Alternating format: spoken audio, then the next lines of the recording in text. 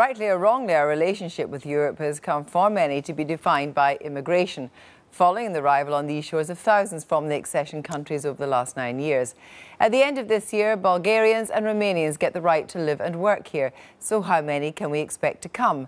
We reported from Romania recently on Romanians' plans for travelling. Today, Sancha Berg was in Portsmouth, meeting the small Romanian community already established there. Portsmouth is now home for thousands of new Europeans. The population grew by nearly 10% in a decade. As the European Union has expanded, so this island nation has had to allow people from ever more countries to cross the water and seek work here. These new communities need school places for their children, they need healthcare, they need housing. The impact can be felt not only in the big cities, but also the smaller ones, like Portsmouth. Many of the new arrivals are Catholic. Some choose to send their children here, to St John's Cathedral School in the city centre. A handful of Romanian children are pupils here. Cosmin Baldin drops his 2 daughters off before heading to work. He's one of the scores of self-employed Romanian taxi drivers in Portsmouth. The family share a small rented house with 2 single men, but he wants to stay for good. Here it's a perfect place for me, because for me it worked out at the beginning. It's still working out though. It's still okay for me. So I think. But do you earn a lot of money? No, I don't know what you mean by a lot of money, because a lot of money for me, it's a lot of money. It's different from Romania. So we're making a living here. We have a decent life here. Like we can afford to buy more clothes for our daughter, more food. He thinks some, but not many, Romanians will come to Britain when restrictions are lifted. He doesn't think they should be able to claim benefits. If you come in a country, like coming here, at least you should work legally, pay taxes for these 5-10 years, and then you can have some request. Okay, you can help me because now I'm short of money or something, that you can help me with something. At least to have a period, not you came here and the next month you get benefits. Regardless of state benefits, migrants can put a strain on local services. Between them, these pupils speak 27 languages. In this reception class, 90% of the children do not speak English at home. Hard for the teachers, they have to use actions to help them learn to read.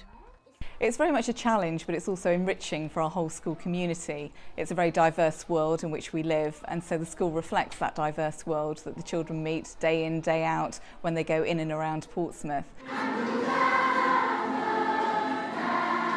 This school is now heavily oversubscribed. Across Portsmouth, the council has to provide new places.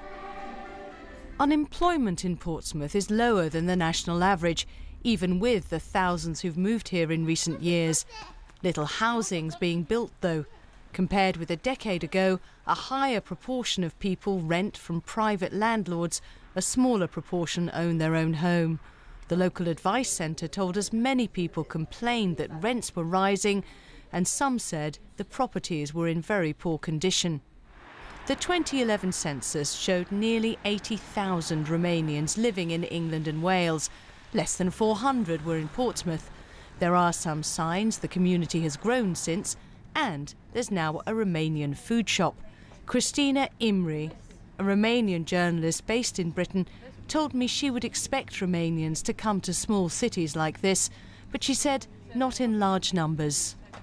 They will be inclined to research for themselves and to look for smaller cities or towns where to establish themselves for a better quality of life, rather than the big cities like London. For now, Portsmouth Council say the migration's most significant effect is the shortage of school places.